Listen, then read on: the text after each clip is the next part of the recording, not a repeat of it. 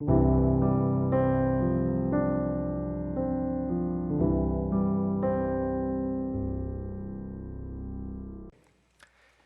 오늘도 하나님을 사랑하는 마음으로 이 자리에 나오신 여러분들을 주님의 이름으로 진심으로 환영하고 사랑합니다. 아멘. 네, 오늘은 하나님의 은혜 세 번째입니다.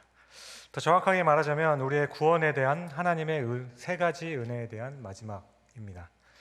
우리가 3주에 걸쳐서 보게 되었던 에베소서 1장 3절에서 14절까지의 말씀은 성경의 원어인 헬라어로 보게 되면 하나의 긴 문장으로 되어 있습니다.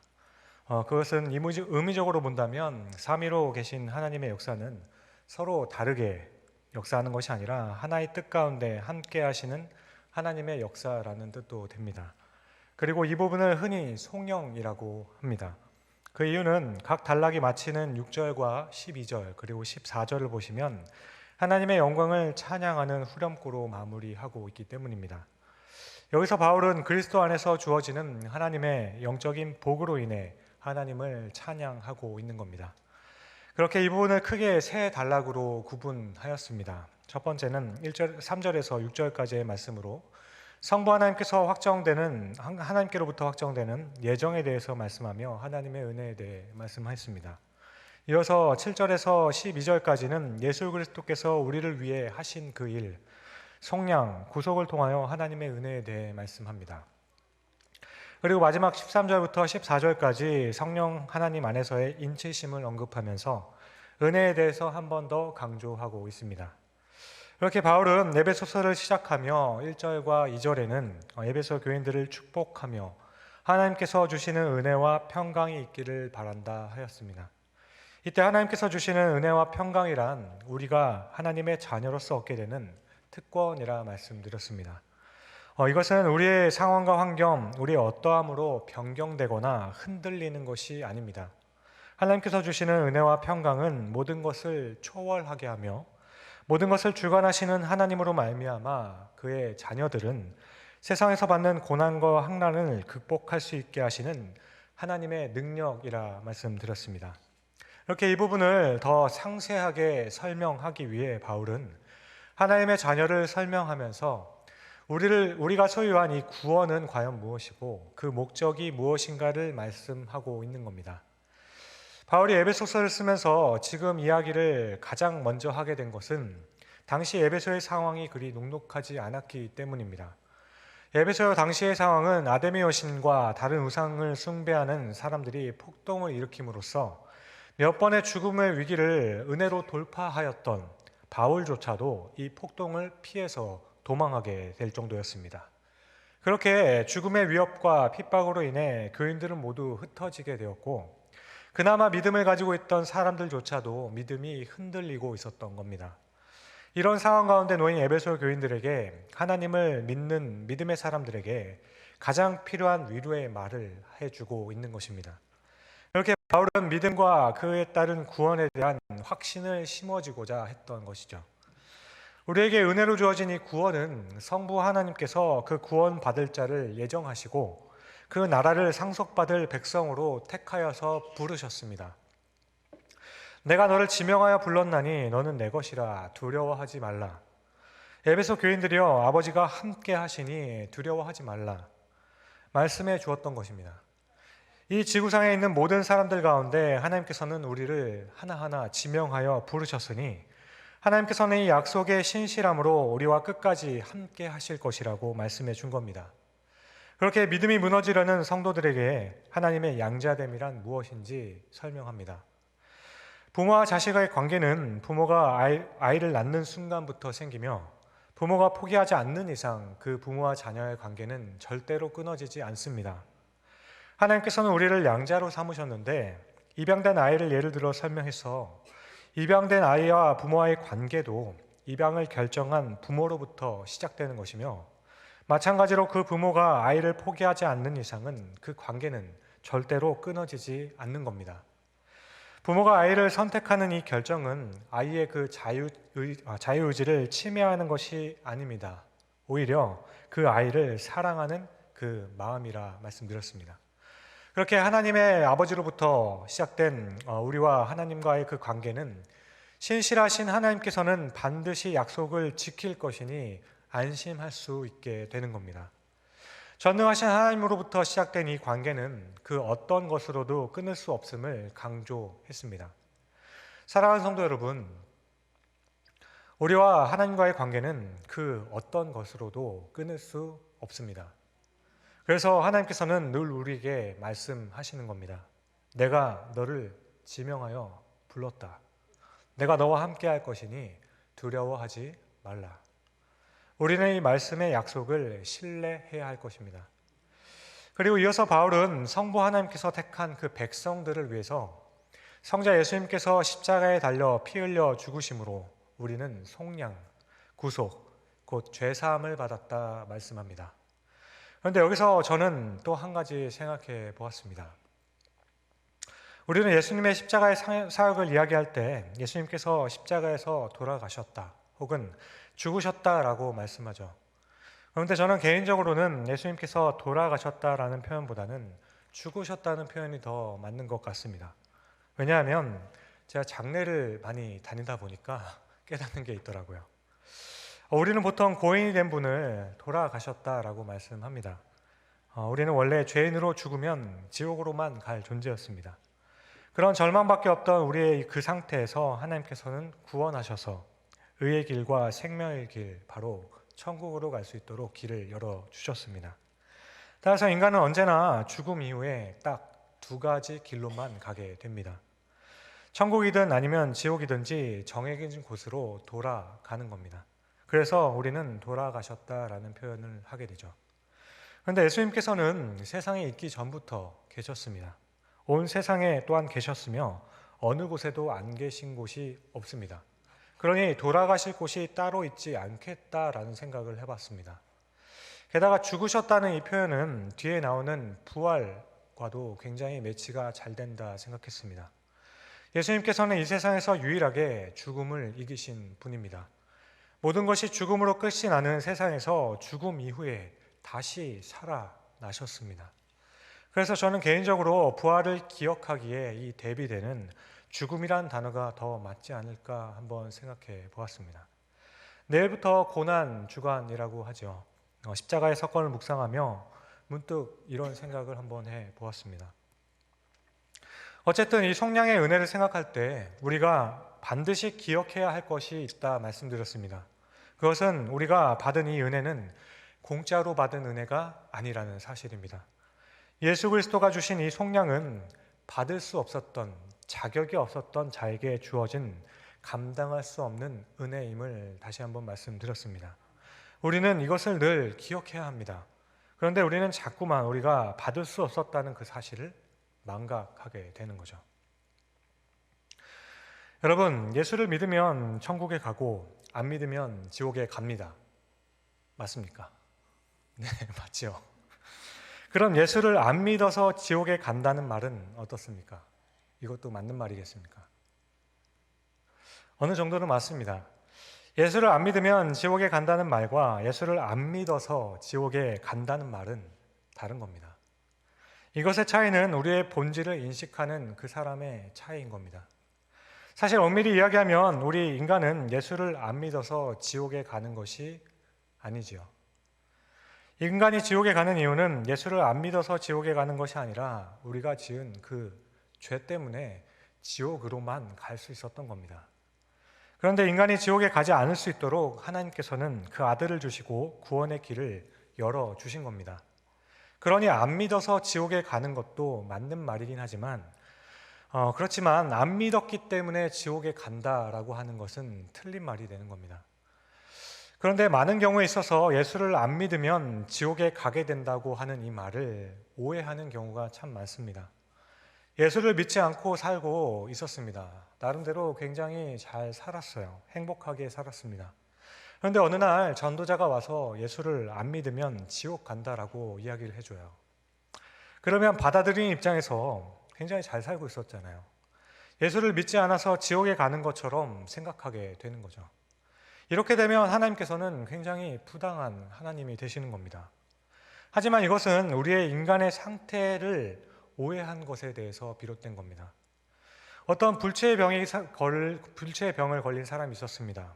그런데 이 병에 꼭 맞는 약이 개발이 되어서 이것을 먹게 되면 살게 돼요. 그런데 이분은 이 약이 못 믿어서 실험적인 약인데 먹지 않았습니다. 결국 약을 먹지 않아서 죽게 되었습니다. 그렇다면 이때 이 사람이 죽은 이유는 무엇입니까? 이 사람이 죽은 이유는 약을 안 먹어서가 아니라 원래 가지고 있던 그 불치의 병 때문에 죽은 거죠. 하지만 약을 안 먹어서 죽었다는 말도 맞는 말이긴 합니다. 살 수 있는 길이 있었지만 거절했기 때문이죠. 그러나 약을 안 먹어서 죽었다는 것과 약을 안 먹여서 죽었다는 말은 전혀 다른 말이 된다라는 거죠. 그런데 많은 사람들은 그리스도가 하신 일에 대해서 약을 안 먹여서 죽였다라고 이야기한다라는 겁니다. 그렇게 듣고 생각을 한다라는 거예요. 내가 예수를 믿지 않았더니 지옥에 보낸다더라. 이것은 우리 인간이 얼마나 철저하게 절망적인 상태에 있는지 모르기 때문인 거죠. 우리가 예수 그리스도가 아니면 결국 죽을 수밖에 없었던 상태임을 절실하게 느끼고 있다면 우리가 받은 그 하나님의 사랑과 예수 그리스도를 통해 얻게 되는 그 은혜에 대한 것은 감사뿐인 겁니다. 우리의 절망적인 상태를 우리가 알게 된다면 우리가 그 은혜 앞에서 보여야 할 반응은 그저 감사할 뿐이라는 겁니다. 따라서 더 나아가서 주님을 영접하고 만약 교회에서 이런저런 봉사를 하게 되었다면 또한 헌신을 하게 되는 마음이 생기고 헌신을 하였다면 그것은 감사로 해야 될 일이지 은혜를 갚는 것처럼 행동해서는 안 된다라는 겁니다. 이 은혜는 우리가 감당할 수도 갚을 수도 없는 은혜입니다.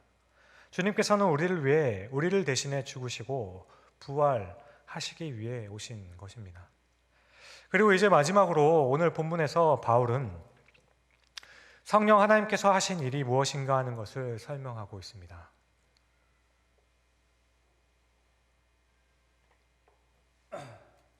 죄송합니다. 바울은 성령 하나님을 언급하면서 특별히 보증과 인치심에 대해서 말씀을 합니다. 여러분들은 성령을 받으셨습니까? 네. 여러분들은 성령을 받느냐는 질문을 받으면 가장 먼저 무엇이 떠오르십니까? 대부분의 사람들은 하나님께로부터 받은 특별한 은사나 하나님을 체험한 일을 말할 것 같습니다. 사람들은 흔히 구원은 예수님께서 주시는 것이고 성령께서는 구원받은 하나님의 백성들이 신앙생활을 잘 할 수 있도록 그 가운데 능력을 주시고 함께 역사하시는 분이라 생각합니다. 그래서 특별히 은혜를 더 사모하고 간절히 기도하는 사람에게는 성령께서 함께 하셔서 능력을 주신다라고 생각을 하게 되죠. 그런데 이렇게 생각하면 이미 예수를 믿은 사람들과 신앙생활을 이제 막 시작한 사람들 모두에게 과연 성령을 받았습니까? 라는 그 질문이 가능하게 되는 겁니다. 왜냐하면 예수를 믿음으로 구원을 받았지만 성령은 아직 못 받았다라고 할 수 있기 때문입니다. 하지만 성령께서 하시는 가장 중요하고 궁극적인 일은 우리를 통해 능력을 행하시는 것에 있지 않습니다. 사실 성령께서 하시는 궁극적인 일은 우리를 구원하여 하나님의 자녀가 되도록 하시는 일입니다. 우리가 하나님 안에 있게 만드시는 거죠. 따라서 이것은 내가 어떻게 느끼는지에 대한 그 말씀을 하는 것도 아닙니다. 이렇게 바울은 예수 그리스도께서 완성하신 이 구원을 우리에게 적용하시는 성령 하나님의 일을 설명하시기 위해서 두 가지의 이미지를 오늘 본문에서 사용하고 있습니다. 하나는 인치심이고 다른 하나는 보증입니다.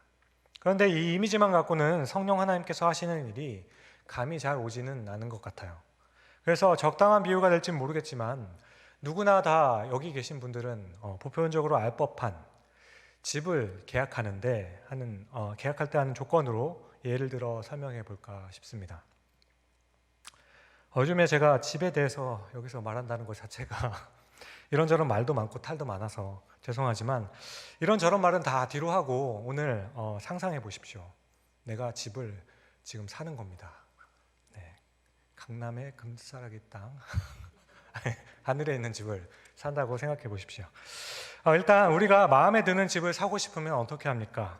해야 하는 방법은 법적인 행위가 두 가지가 있게 되죠. 먼저는 그 집을 사겠다는 계약서에 서명을 해야 되죠. 그리고 그 다음으로는 계약금을 내야 되는 겁니다. 그렇게 계약서에 서명하고 일정 금액의 계약금을 지불하게 되면 그 계약은 성립이 됩니다. 물론 남은 금액은 아직 미처 다 갚지는 못했지만 은행에 담보권이 걸려있긴 하지만 그래도 계약이 성립되어 있는 거죠. 일정 금액의 선불을 지불하고 계약을 했으면 그 집은 자신의 집이라고 말해도 상관이 없죠. 또 대출을 받았어도 대출금을 다 지불하는 한 아무도 그 집을 빼앗을 수 없습니다. 그리고 그 집문서도 자신의 이름으로 만들 수가 있죠. 이것을 매칭하여서 계약서에 서명하는 것이 바로 인치심이고 계약금을 내는 것이 바로 보증입니다. 그렇다면 성령께서 인치심이 되고 성령께서 보증이 되셨다는 말은 과연 무슨 말일까? 원래 하나님의 형상으로 지음받은 인간은 하나님의 백성으로서 하나님과 함께 살도록 되어 있었습니다. 하지만 인간은 더 이상 하나님의 통치를 원하지 않게 되었고 스스로 자기 인생의 주인이 되려 함으로 하나님의 나라에서 쫓겨나게 됩니다. 그렇게 쫓겨난 인간을 하나님께서는 불쌍히 여기셨죠. 그래서 이들을 구원하시기 위해서 이제는 하나님의 백성이 될 뿐만 아니라 하나님의 자녀가 되는 권세를 주셨습니다. 그런데 여기서 자녀가 된다는 것은 단순히 먹을 것과 입을 것을 책임진다는 의미만이 아니겠죠. 특별히 신약 성경의 자녀가 된다는 건 오늘 본문에서도 말씀하듯이 상속자가 되는 겁니다. 상속자는 아버지의 재산뿐만 아니라 모든 권한을 위임받을 수 있다라는 거죠. 그렇게 하나님께서는 자신의 원수였던 우리를 하나님의 영원한 상속자가 되게 하기 위해서 예수 그리스도를 대신 저주하셨습니다. 이것은 저번 주에 말씀드렸듯이 집에서 기르는 개가 아들을 무려 죽였는데 그 개를 죽여야 하는데 그 개를 대신해서 아버지가 죽겠다고 하는 너무나도 어처구니 없는 일이라 말씀드렸습니다. 그렇다면 그 전에 누가 이 기업의 상속자가 될 수 있을까요? 이에 대해 바울은 13절과 14절에 이렇게 설명합니다. 그 안에 너희도 진리의 말씀, 곧 너희의 구원의 복음을 듣고 그 안에서 또한 믿어 약속의 성령으로 인치심을 받았으니 이는 우리의 기업의 보증이 되사 그 얻으신 것을 속량하시고 그의 영광을 찬송하게 하려 하심이라. 먼저 이 말씀은 예수 안에서 복음을 믿는 사람들이 바로 상속자가 되었다 말씀합니다. 그리고 여기서 말하는 믿음이란 예수 그리스도를 통해서만 우리의 죄 사함을 받을 수 있다는 그 확신함으로 자신의 구원을 위해서는 그리스도를 온전히 신뢰하는 것을 의미합니다. 그런데 여기서 한 가지 더 감동스러운 것이 있습니다. 그 감추어진 일이 있어 여러분들에게 말씀드립니다. 우리가 이 이미지를 통해서 얻을 수 있는 또 하나의 엄청난 은혜가 있는데 그것은 우리가 그렇게 그리스도를 신뢰함으로 믿은 사람은 자신의 그 믿음으로 계약서에 서명을 해야 될 텐데 그것이 아니라고 말씀하고 있는 겁니다. 그리스도를 신뢰함으로 믿은 사람이 있다면 오히려 성령께서 그 믿는 자를 위하여서 계약서에 서명을 하신다라는 거예요. 우리가 계약금을 내는 것이 아닙니다. 성령께서 친히 계약금을 지불하심으로 우리가 하나님의 나라의 그 기업을 상속받을 수 있게 하셨다라는 겁니다. 다시 말해 하나님께서는 그 기업을 우리에게 상속해 주시면서 계약서에 성부 하나님이 갑으로 서명을 하신 후에 그것을 나에게 돌리는 것이 아니라 성령 하나님께서 을에 서명을 하셨다라는 겁니다. 우리의 구원에 있어서 하나님께서는 너는 예수를 너의 구주로 믿느냐 하실 때 네, 그렇게 믿습니다 라고 말을 하면 그렇게 고백하면 성부 하나님께서 우리의 구원 계약서에 갑에 서명을 해주시는 거예요. 그리고 이제 그 계약을 완료하기 위해서 내가 을에 서명을 해야 될 차례입니다. 그런데 그 자리에 성령께서 대신 서명을 해 주시는 겁니다. 그렇게 성령 하나님께서 친히 우리를 위한 계약금, 다시 말해 보증과 담보까지 되어 주신다라는 거예요. 그러므로 우리는 우리의 구원에 있어서 정말로 아무것도 한 게 없게 되는 겁니다. 이 계약은 나의 어떠함으로 변경되거나 어떻게 훼손되지 않습니다. 우리의 어떤 행위에 의존하지도 않게 되는 겁니다.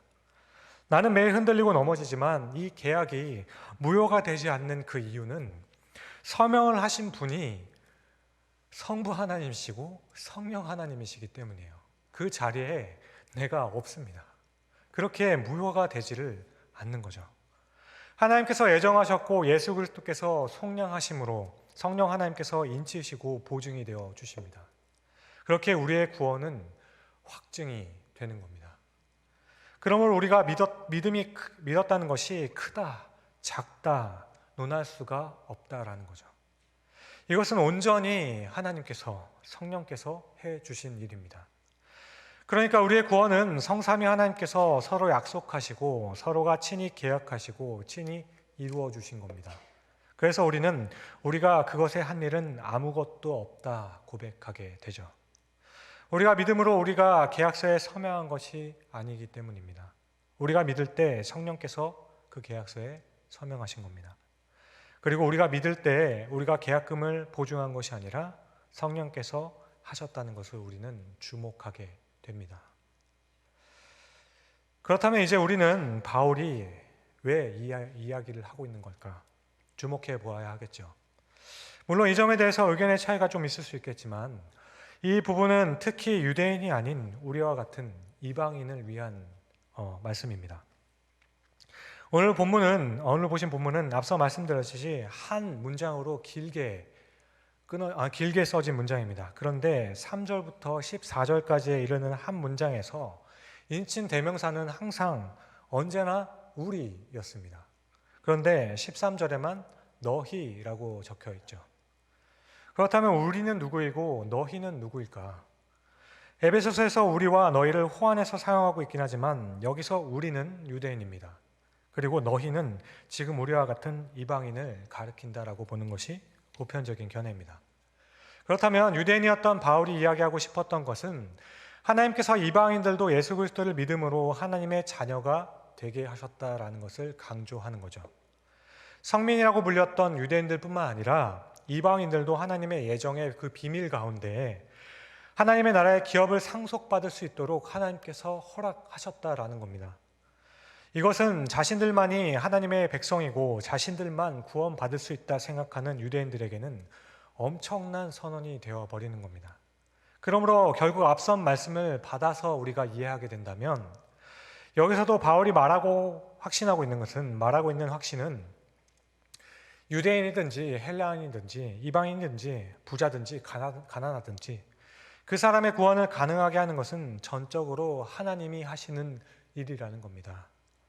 그렇게 이제는 예수를 구주로 믿는 모든 사람들은 구원의 확신을 가질 수 있다는 이야기를 하고 있는 겁니다.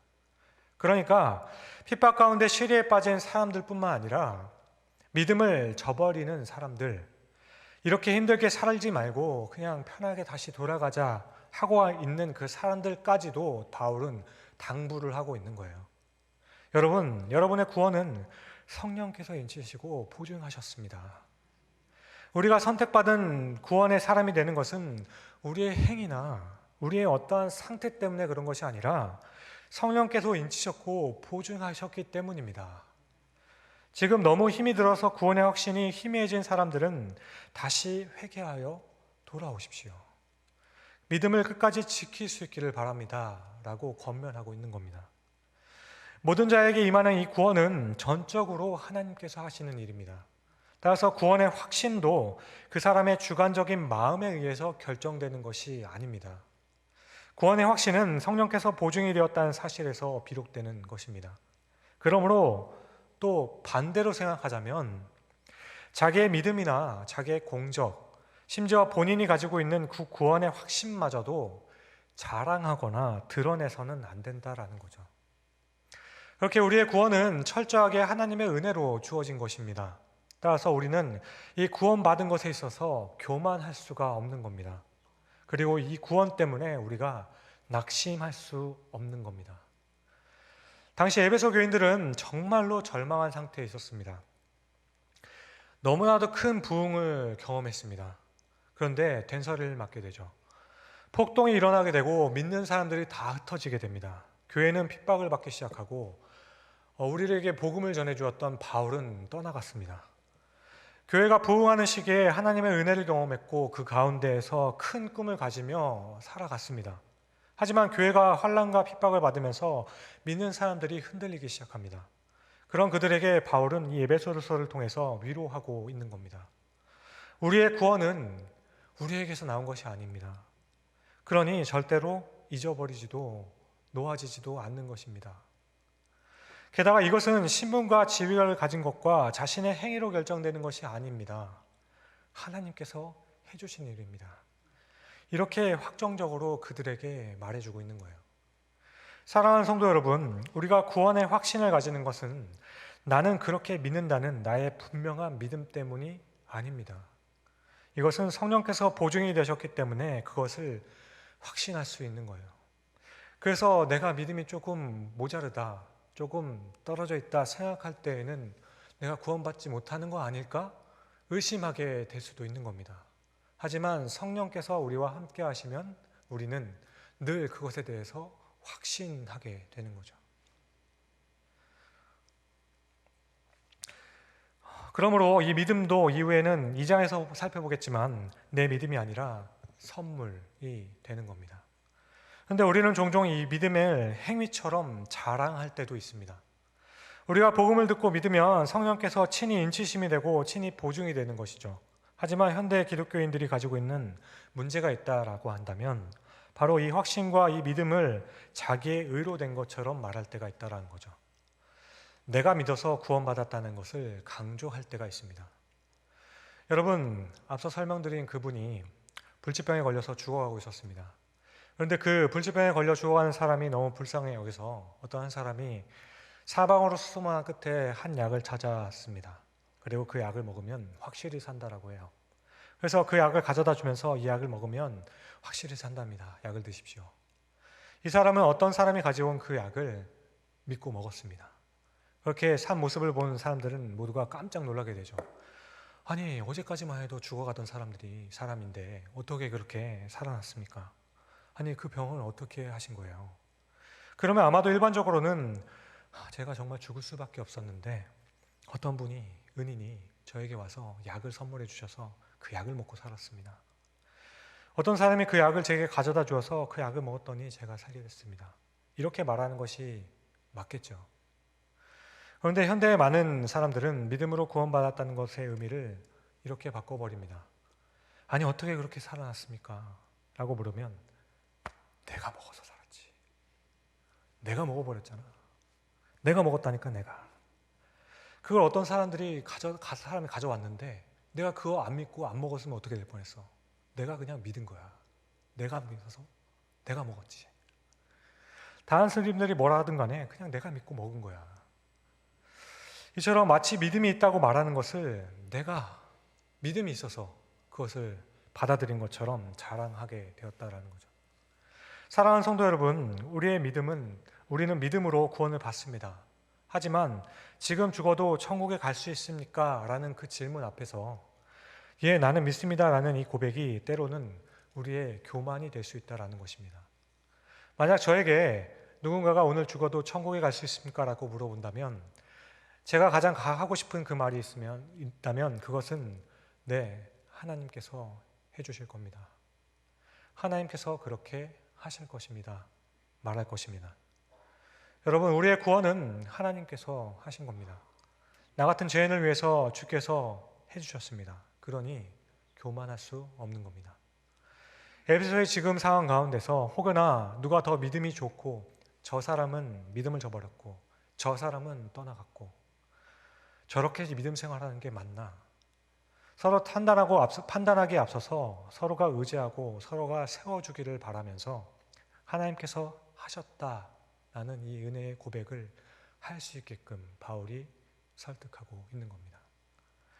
고난 중에 있는 성도들에게 정말 버겁게 믿음을 지키고 살아가는 성도들에게 교회라는 공동체를 통해서 어떻게 위로를 하실지 이야기하기 위해서 바울은 은혜를 강조하고 있는 것입니다.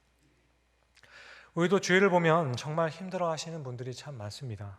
갑작스러운 사고와 질병에 믿음의 회의를 느끼시는 분들도 있고 상황과 여건이 점점 더 힘들어져만 가서 믿음을 지키기에 힘든 분들, 삶 자체를 살아내기도 어려운 분들, 여러 가지 고민으로 신앙보다는 다른 것에 더 관심을 두게 되는 분들, 그러나 이러한 모두가 다 하나님의 자녀입니다. 하나님의 위로가 필요한 분들이에요. 그러니 만일 하나님께서 우리를 얼마나 사랑하는지를 알게 된다면 어떤 누구도 낙심할 수 없는 겁니다. 그래서 하나님께서는 절대로 흔들리지 않는 우리의 정체성을 계속해서 확인시켜 주십니다. 성부 하나님의 예정하심과 성자 하나님의 구속, 속량하심과 성령 하나님의 보증, 인치심이 되심으로 우리로 하여금 이 땅에 살아가는 동안에 이 구원의 은혜를 찬양하도록 하며 모든 것을 이기며 일어날 수 있도록 만드는 우리에게 임한 은혜에 대해서 항상 말씀하시는 것입니다. 아무리 생각해도 이 말씀만이 이 땅을 살아가는 성도들에게 이것이야말로 가장 큰 위로가 된다 생각했습니다. 그래서 비록 지금 함께 하시는 성도님들의 모든 사정과 그것들을 다 제가 알지는 못하지만 그럼에도 불구하고 그리스도를 주인으로 모시고 이 땅에 살아내고 계시는 여러분들에게 감히 말씀드리고 싶습니다. 얼마나 힘이 드는지 고달프고 어려운지 알지도 못하지만 감히 말씀드리고 싶습니다. 여러분, 하나님께서는 여러분들을 정말 사랑하십니다. 하나님께서는 우리를 너무너무 사랑하셔서 그 아들을 주셨습니다. 이제 오늘 종료주일 후에 예수님은 예루살렘에서 모진 고난과 수난을 당하실 겁니다. 그것은 우리의 것이었습니다. 그러므로 우리를 향한 하나님의 그 십자가의 사랑을 묵상하며 또 한 주를 힘을 내어 살아내실 수 있기를 바랍니다. 함께 모인 우리에게 하나님께서 허락하신 은혜로 말미암은 그 감사와 감격이 다시 회복되며 그 은혜 가운데 살아가시는 여러분들 되실 수 있기를 주님의 이름으로 간절히 축원드립니다. 기도하시겠습니다.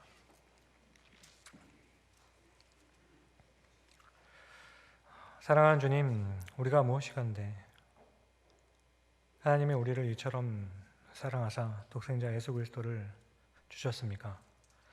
날마다 나 자신만을 생각하며 욕심내는 우리가 무엇입니까? 무조건적인 택함으로 우리를 그런데 자녀 삼으셨습니까? 그러나 하나님, 이 은혜로 우리가 이 자리에 있다면 오늘도 동일한 은혜로 우리 모두의 마음을 어루만져 주시옵소서.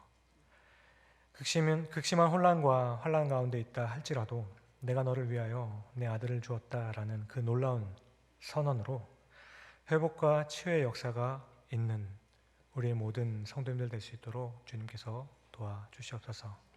감사합니다. 이 모든 말씀을 우리를 위해 친히 십자가에 달려 죽으신 예수 그리스도의 이름으로 감사하며 기도드립니다. 아멘.